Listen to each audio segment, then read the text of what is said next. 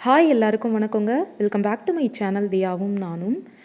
இன்னைக்கு வந்து ஒரு vlog வீடியோ தாங்க. இது வந்து என்னோட ஒரு பிஸியான நாளு. அத தான் நான் உங்க கூட ஷேர் பண்ணிக்க போறேன். அன்னைக்கு நாள் ஃபுல்லா நான் என்னென்னலாம் செஞ்சேன் அப்படின்னு தான். ஸோ இது வந்து கண்டிப்பா உங்களுக்கு வந்து ஒரு மோட்டிவேஷனலா இருக்கும். கண்டிப்பா ஸ்கிப் பண்ணாம பாருங்க. வீடியோக்குள்ள போறதுக்கு முன்னாடி நீங்க இப்ப தான் நம்ம சேனல ஃபர்ஸ்ட் டைம் பார்க்குறீங்கன்னா, சப்ஸ்கிரைப் பண்ணிக்கோங்க. மறக்காம பக்கத்துல இருக்க பெல் பட்டன கிளிக் பண்ணி ஆல்ன்ற ஆப்ஷன கிளிக் பண்ணிக்கோங்க. ஸோ நான் எப்பலாம் இந்த மாதிரி வீடியோஸ் அப்லோட் பண்றேனோ, அப்பலாம் அது உங்களுக்கு நோட்டிஃபிகேஷன் காட்டும். ஸோ இப்போ வந்து தியா வந்து ரைம்ஸ் பார்த்துட்டு எப்படி டான்ஸ் பண்ணிட்டு இருக்கா பாருங்க.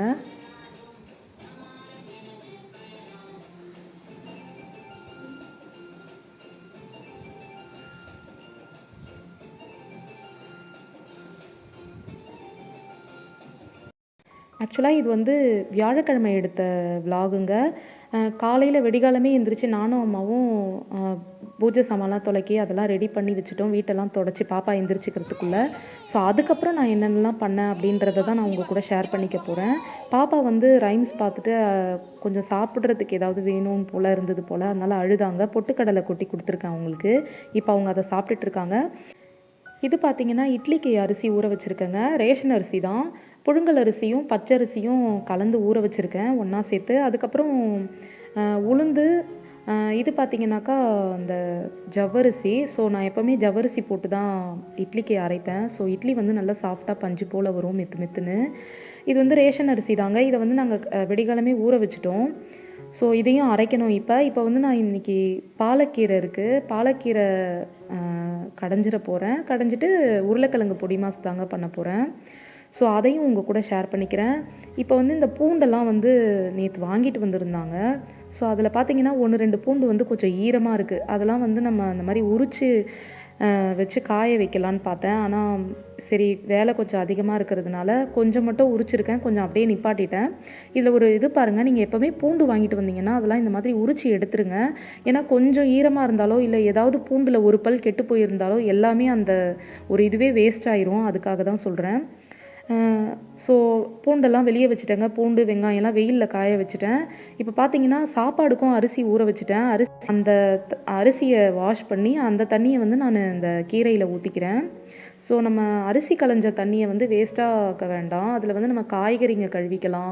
கீரை இந்த மாதிரி கழுவிக்கலாம். அதுக்கப்புறம் அத நம்ம செடிக்கு ஊத்திக்கலாம். ஸோ வேஸ்ட்டா நம்ம வந்து அத ஷிங்க்ல ஊத்த வேண்டாம். அதுக்காக தான் சொல்றேன்.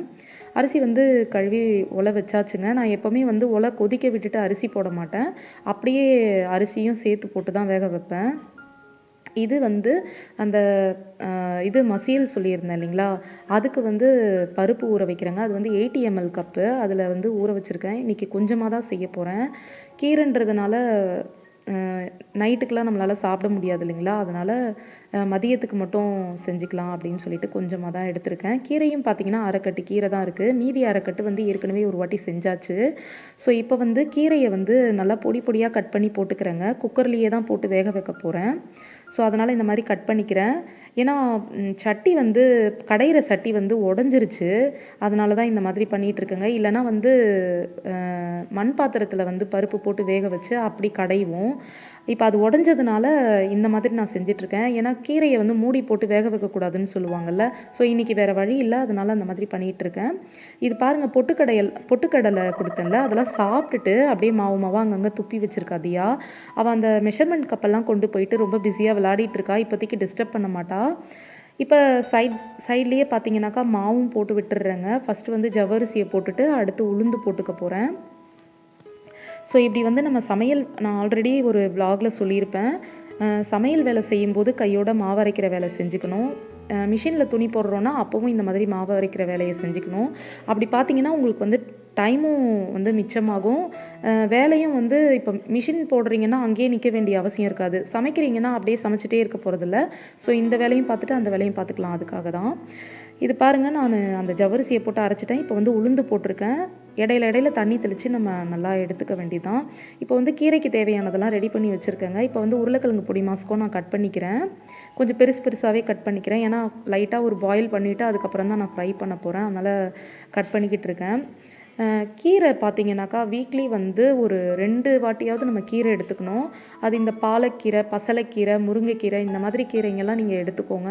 மிச்ச கீரைய எடுத்துக்கலனாலும் இந்த கீரைங்களையாவது எடுத்துக்கோங்க. ஏன்னா, இதெல்லாம் வந்து குக் பண்ணுறது ரொம்ப ஈஸி. அதெல்லாம் உட்காந்து பொடி பொடியா ஆயணும், கட் பண்ணணுன்ற அவசியம் இருக்காது. ஸோ, அதனால இந்த கீரைய வந்து நம்ம இந்த மாதிரி எடுத்துக்கிறது ரொம்ப நல்லது. அதுக்கப்புறம் இப்போ பார்த்தீங்கன்னா, உளுந்து வந்து ஓரளவுக்கு ஓடிருச்சுங்க. அரிசிய வந்து நல்லா வாஷ் பண்ணிக்கிட்டு இருக்கேன். இது வந்து ரேஷன் அரிசின்றதுனால நல்லா இந்த மாதிரி கையில வந்து அரக்கி அரக்கி வாஷ் பண்ணணும். அப்பதான் அது வந்து நல்லாருக்கும். நல்லா வெள்ளையாவும் வரும். இன்னொன்னு வந்து பார்த்தீங்கன்னா, அதில வந்து இந்த புழுங்கல் அரிசியில பார்த்தீங்கன்னா, ஒரு மாரி எண்ணெய் பசை மாரி இருக்கும். அதெல்லாம் போகும். அதனால தான் நெறைய தண்ணி ஊத்தி வாஷ் பண்ணணும். ரேஷன் அரிசி வந்து சாப்பிடவே சொல்றாங்க, எல்லாத்துக்குமே நல்லதுன்னு. நம்மளால இப்ப வந்து இந்த அரிசிக்கு நம்ம அடிமையாயிட்டோம். ஸோ ரேஷன் அரிசி வந்து நம்ம சாப்பாடு செஞ்சு சாப்பிட முடியாது. அட்லீஸ்ட் இந்த மாரி தோசை, இட்லிக்கு நம்ம ஊத்தி எடுத்துக்கலாம். இந்த கேப்லயே பார்த்தீங்கன்னா, சாதமும் நல்லா வெந்துருச்சுங்க. ஸோ அத வந்து வடிச்சு விட்டுட்டேன். உளுந்தும் நல்லா பாருங்க வெண்ணெய் மாதிரி ஆட்டியாச்சு. ஸோ அத வடிச்சு எடுத்துறலாம் இன்னும் கொஞ்ச நேரத்தில. இப்போ வந்து கீரைக்கு தேவையானது அந்த வெங்காயம்லாம் கட் பண்ணிக்கிறேங்க நானு சைட் பை சைட். இந்த மாதிரி நம்ம வேலை மாறி மாறி பண்ணும்போது கொஞ்சம் ஈஸியாக இருக்கும். எல்லாமே முடிச்சுட்டேங்க. இப்போ இதில் வந்து நம்ம என்னென்ன போடுறேன்னு சொல்கிறேன். மஞ்சத்தூள் கொஞ்சம் போட்டுக்கிறேன். அதுக்கப்புறம் சீரகம் வந்து ஒரு 1/2 ஸ்பூன் அளவுக்கு போடுவேன். பூண்டு வந்து பார்த்திங்கன்னா நிறையவே போட்டுக்கிறேன். அப்புறம் பச்சை மிளகா வந்து ஒரு 1 1/2 பச்சை மிளகான்னு வச்சுக்கோங்களேன். அதை வந்து இந்த மாதிரி 2ஆக கிள்ளி போட்டுக்கிறேன். வெங்காயம் வந்து ஒரு வெங்காயங்க. அதில் வந்து 3/4 போட்டுட்டு 1/4 எடுத்து வச்சுருக்கேன் தாளிச்சிக்கிறதுக்கு. இப்போ நான் சீரகம் சொன்னேன்ல, அது இப்போ தான் போடுறேன். சீரகம் போட்டுக்கோங்க. அப்புறம் பெருங்காயத்தூள் போட்டு கீரையையும் போட்டு மூடி போட்டு வச்சிட வேண்டியது தான். ஒரு 3 4 விசில் வந்துச்சுனாலே போதும். அப்படியே நம்ம கரண்டியில் கடைஞ்சோம்னாக்காவே கரெக்டாக இருக்குங்க. நல்லாயிருக்கும். இதை அப்படியே தாளித்து கொட்டி நம்ம சாப்பிட்டுக்க வேண்டியது தான். ஸோ இப்போ கீரையும் போட்டாச்சு. விசில் போட்டு ஸ்டவ்வில் வச்சிடலாம். வெங்காயத்தோட தோல், உரிச்ச பூண்டோட தோல் இதெல்லாம் வந்து அரிசி களைஞ்ச தண்ணி இருக்குல்லங்க, அது வந்து இந்த ரேஷன் அரிசி கழுவுனல அது வந்து ஒரு வாளியில் ஊற்றி வச்சுருக்கேன். அது வந்து அதில் போட்டு வச்சுருக்கேன் செடிக்கு ஊற்றிக்கலான்னு. அதுக்கப்புறம் பார்த்தீங்கன்னா, பாலக்கீரை வந்து கட் பண்ணல, அதை வந்து நட்டு வைக்கலான்ட்டு தனியாக எடுத்து வச்சுருக்கேன். நான் அதை சொல்ல மறந்துட்டேன். அதனால தான் இப்போ சொல்கிறேன்.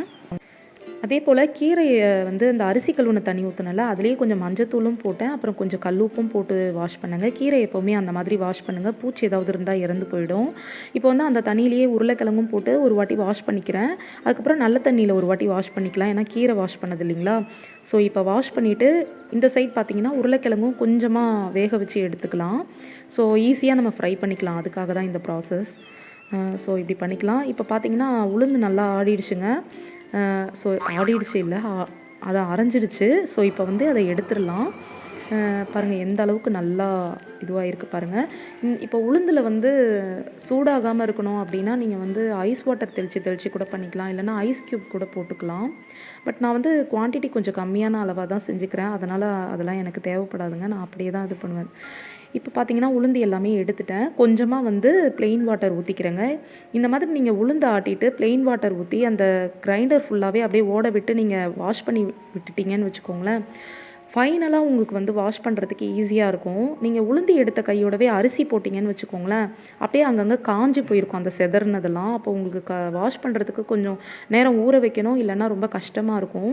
நான் வந்து உடனுக்குடனே வாஷ் பண்ணி வச்சுருவேன். அதனால் நான் இப்போ இந்த மாதிரி நல்ல தண்ணி ஊற்றி வாஷ் பண்ணி அப்படியே அந்த தண்ணியோடவே அரிசி போட்டுக்க போகிறேங்க. இப்போ பாருங்கள் சாப்பாடு வந்து நிமித்தி வச்சுருக்கேன். இதுக்கிடையில் வேர்க்கடலை வந்து கொஞ்சம் உரித்து பாப்பாவுக்கு கொடுத்துட்டு வந்தேன். அதை தான் காட்டியிருப்பேன், வேறு ஒன்றும் இல்லை. உருளைக்கிழங்கும் பார்த்தீங்கன்னா ஒரு 3/4 வெந்துருச்சுங்க. இங்கே பார்த்தீங்கன்னா ஒரு 4 விசில் வந்துருச்சு. ஸ்டவ் நிப்பாட்டிட்டேங்க. இப்போ வந்து உருளைக்கிழங்கு வந்து நம்ம அந்த தண்ணியை வந்து நல்லா வடித்து எடுத்து வச்சுக்கலாம். கொஞ்சம் நேரம் ஆறட்டும். அதுக்கிடையில் இந்த மாதிரி எண்ணெய் ஊற்றி உப்பு போட்டு மிளகாய் தூள் போட்டு உருளைக்கிழங்கை வந்து வறுத்துக்கலாம். ஸோ இந்த சைட் பார்த்தீங்கன்னாக்கா விசில் வந்து அடங்கிடுச்சுங்க. நல்லா அடங்கிருச்சு. ஸோ வந்து அந்த இதை அப்படியே கரண்டிலேயே நான் மசிச்சு விட்டுக்கிறேன்.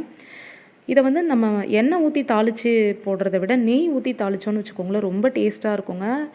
கிட்டத்தட்ட பருப்பு கீரைலாம் நம்ம ஒரு சாப்பிடுவோம்ல நெய் ஊற்றி, ஸோ அந்த டேஸ்ட்டில் ரொம்ப நல்லாயிருக்கும். இப்போ இதில் வந்து நெய் ஊற்றிட்டு தாளிக்கிறதுக்கு கடுகு, கொஞ்சம் சீரகம் போட்டுட்டு பூண்டு கொஞ்சம் தட்டி போட்டிருக்கேங்க. அப்புறம் வரமிளகாய் கொஞ்சம் கிள்ளி போட்டு கருவேப்பிலை போட்டு தாளித்து கொட்டிக்கிறேன். அவ்வளோதான், கீரையும் ரெடி ஆயிடுச்சு. பூண்டு வந்து நான் கொஞ்சம் அதிகமாக தாங்க சேர்த்துருக்கேன். நீங்கள் இந்த அளவுக்கு சேர்க்கணுன்னு அவசியம் கிடையாது. உங்களுக்கு பிடிச்சிருந்ததுன்னா சேர்த்துக்கோங்க. நான் வந்து பாப்பாவுக்கு ஃபீட் பண்ணுறேன்றதுனால என்னால் முடிஞ்ச அளவுக்கு எதுலலாம் பூண்டு நிறைய சேர்க்க முடியுமோ அதிலலாம் நான் பூண்டு நிறைய சேர்த்துக்குவேன். ஸோ அதனால தான். இப்போ எல்லாமே ஓரளவுக்கு ஆறிடுச்சுங்க. அதெல்லாம் வந்துட்டு நான் அவங்க அப்பா தியாவோட அப்பாவுக்கு வந்து டிஃபன் பாக்ஸில் கட்டி வைக்கிறேன். அவங்க வந்து இன்றைக்கி லஞ்ச் எடுத்துகிட்டு போவாங்க. காலையிலேயே குடுக்கல நாங்க. ஏன்னா காலையில அந்த பூஜை வேலைலாம் இருந்ததுனால டிஃபன் மட்டும் தான் குடுத்து அனுப்பிச்சோம். இப்ப பாப்பாக்கு வந்து கொஞ்சம் சின்ன தட்டுல வந்து கொஞ்சமா சாதம் போட்டு குடுத்துருக்கேன். சும்மா அவங்க சாப்பிட மாட்டாங்க. 1, 2 பருக்க எடுத்து வாயில வைப்பாங்கல்ல, அவங்களுக்கு அந்த சாப்பிடுற ஹேபிட் வரணும். அதனால இப்பலேருந்தே கொஞ்சம் கொஞ்சமா இப்படி குடுத்து பழகுறேன். ஸோ அவ வந்து அந்த சாப்பாடு சாப்பிடல. அவளுக்கு கொஞ்சம் தூக்கம் வந்துருச்சு. இன்னொன்னு பசியும் வந்துருச்சு. அதனால வந்து வந்து என்ன கூப்பிட்டுட்டு இருக்கா. காஞ்ச துணியெல்லாம் எடுத்து போட்டு வச்சிருக்கேங்க. அதெல்லாம் மடிக்கணும். அது ஒரு வேலை இருக்கு. இது பார்த்தீங்கன்னா, அந்த இன்ஸ்டன்ட் மெஹந்தி போன விளாக்ல நான் காட்டியிருப்பேன். அது நமக்கு கிடைச்சதே ரொம்ப கம்மியான குவான்டிட்டில தான் கிடைச்சது அந்த தண்ணி. அதில வந்து நான் வச்சு, தியா பாப்பாக்கு வச்சு, அவங்க அப்பாவுக்கும் வச்சு இவ்வளோ இருக்குங்க. இன்னும் இத வந்து ஒரு 2 பேர் வைக்கலாம் போல. அது பார்த்தீங்கன்னாக்கா, கடலை மாவுங்க. அது வந்து ஃபேஸ் பேக் போடலான்னு எடுத்தேன். சரி அதுக்குள்ள பாப்பா வந்து அழுதாளே அப்படின்னு சொல்லிட்டு, அவளுக்கு சாப்பாடு ஊட்டலாம் அப்படின்னு சொல்லிட்டு போயிட்டேன். இது வந்து அன்னைக்கு ஈவினிங் வந்து வியாழக்கிழமை இல்லைங்களா? ஸோ அன்னைக்கு வந்து சாமி கும்பிடுவோம். காலையில பூஜை சாமான்லாம் எல்லாம் ரெடி பண்ணியிருக்கோம். சாயங்காலம் கும்பிடணும். அதுக்காக கோலம் போட்டுட்டு இருக்கேங்க சாயங்காலமா. இப்ப வந்து பாப்பாவும் தூங்கிட்டா. சாப்பிட்டு அவள தூங்க வச்சுட்டேங்க. அதுக்கு அடுத்து தான் இந்த வேலையெல்லாம் செய்றேன். இதெல்லாம் பார்த்தீங்கன்னா, இந்த பெரிய பெரிய செம்படங்கள ஒழிச்சு போட்டுருக்கேன். இப்ப இன்னைக்கு வந்து இந்த 2 ரேக்க கிளீன் பண்ணணும். நான் வந்து இந்த ஃபேஸ் பேக் போட்டுட்டு குளிச்சுட்டு தூங்கிரலான்னு தான் பார்த்தேன். சரி ஆனா தூக்கம் வரல. அதனால சரி இந்த வேலைய செய்யலாம். ஏன்னா இங்க பாருங்க கொஞ்சம் டஸ்ட் நெறையவே சேர்ந்திருக்கு. ஸோ இந்த வேலைய முடிச்சிடலாம் அப்படின்னு சொல்லிட்டு, செம்படங்கள்ல இருந்ததெல்லாம் ஒரு இதுக்கு மாத்திட்டு எல்லாத்தையும் கழுவிட்டேன். இது வந்து அஞ்சர பெட்டிங்க. அஞ்சர பெட்டியும் நல்லா கிளீனா வாஷ் பண்ணிட்டேன்.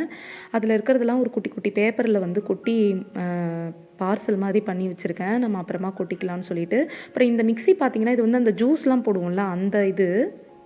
இடையில வந்து பாப்பா எந்திரிச்சு ஓடியாந்துட்டாங்க. இந்த பாத்திரம் சத்தம்லாம் கேட்டவுனே டமால் டமால்னு சத்தம் கேட்டவுனே எந்திரிச்சு ஓடியாந்துட்டா.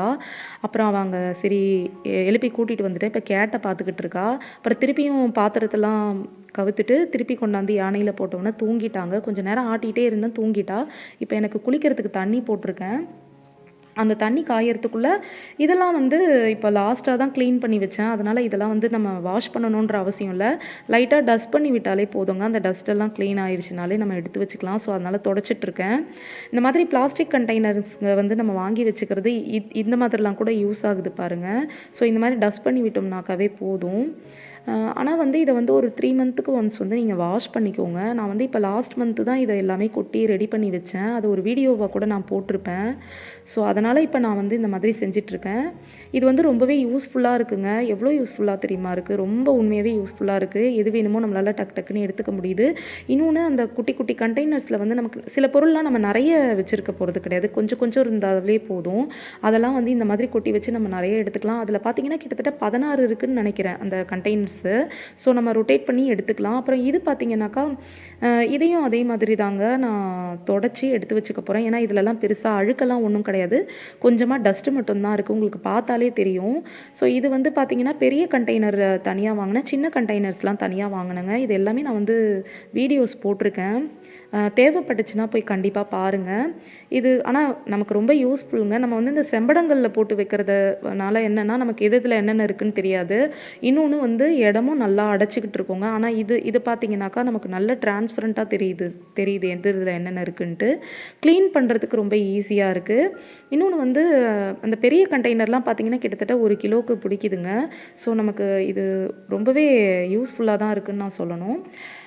ஏர் டைட்டா இருக்குன்னு கேட்டிங்கன்னா, அந்த அளவுக்கு ஏர் டைட்டாலாம் இல்ல. ஆனா பொருள்ங்க எதுவுமே கெட்டு போகலங்க. இது வந்து இந்த ஊறுகாய் பாட்டிலு.